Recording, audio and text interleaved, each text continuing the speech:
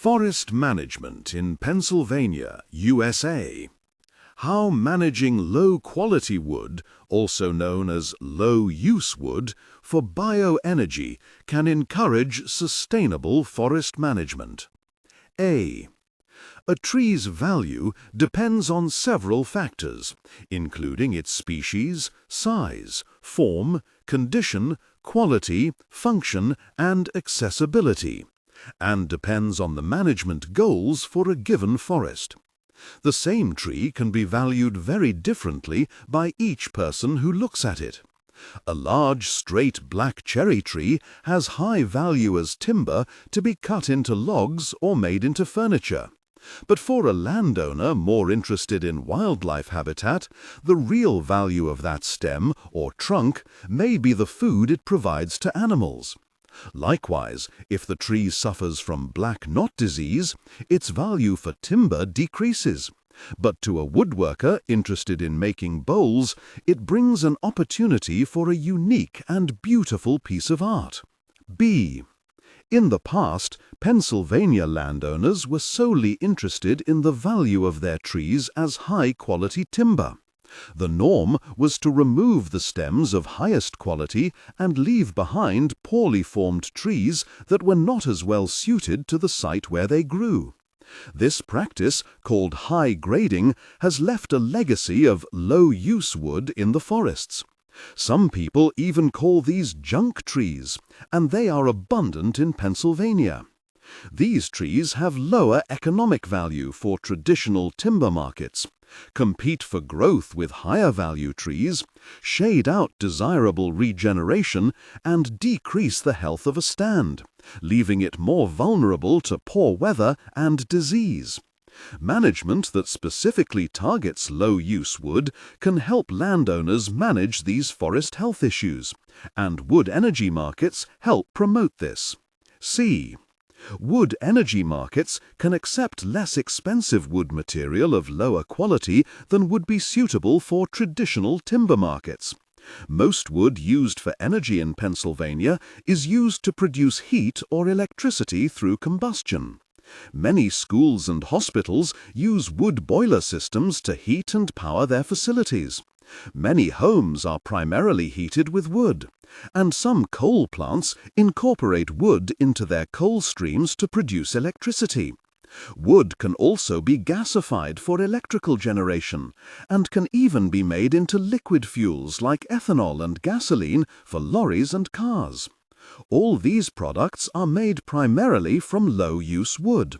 Several tree and plant cutting approaches, which could greatly improve the long-term quality of a forest, focus strongly or solely on the use of wood for those markets. D. One such approach is called a timber stand improvement (TSI) cut. In a TSI cut, really poor quality tree and plant material is cut down to allow more space, light, and other resources to the highest valued stems that remain. Removing invasive plants might be another primary goal of a TSI cut. The stems that are left behind might then grow in size and develop more foliage and larger crowns or tops that produce more coverage for wildlife. They have a better chance to regenerate in a less crowded environment. TSI cuts can be tailored to one farmer's specific management goals for his or her land. E. Another approach that might yield a high amount of low-use wood is a salvage cut. With the many pests and pathogens visiting forests, including hemlock woolly algid, Asian longhorned beetle, emerald ash borer, and gypsy moth, to name just a few, it is important to remember that those working in the forests can help ease these issues through cutting procedures. These types of cut reduce the number of sick trees and seek to manage the future spread of a pest problem. They leave vigorous trees that have stayed healthy enough to survive the outbreak. F. A shelterwood cut, which only takes place in a mature forest that has already been thinned several times, involves removing all the mature trees when other seedlings have become established. This then allows the forester to decide which tree species are regenerated. It leaves a young forest where all trees are at a similar point in their growth. It can also be used to develop a two-tier forest, so that there are 2 harvests and the money that comes in is spread out over a decade or more. G. Thinnings and dense and dead wood removal for fire prevention also center on the production of low-use wood. However, it is important to remember that some retention of what many would classify as low-use wood is very important.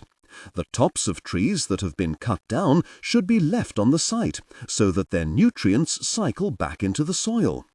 In addition, trees with many casualties are extremely important habitats for insect predators like woodpeckers, bats, and small mammals. They help control problem insects and increase the health and resilience of the forest. It is also important to remember that not all small trees are low use. For example, many species like hawthorn provide food for wildlife. Finally, rare species of trees in a forest should also stay behind, as they add to its structural diversity.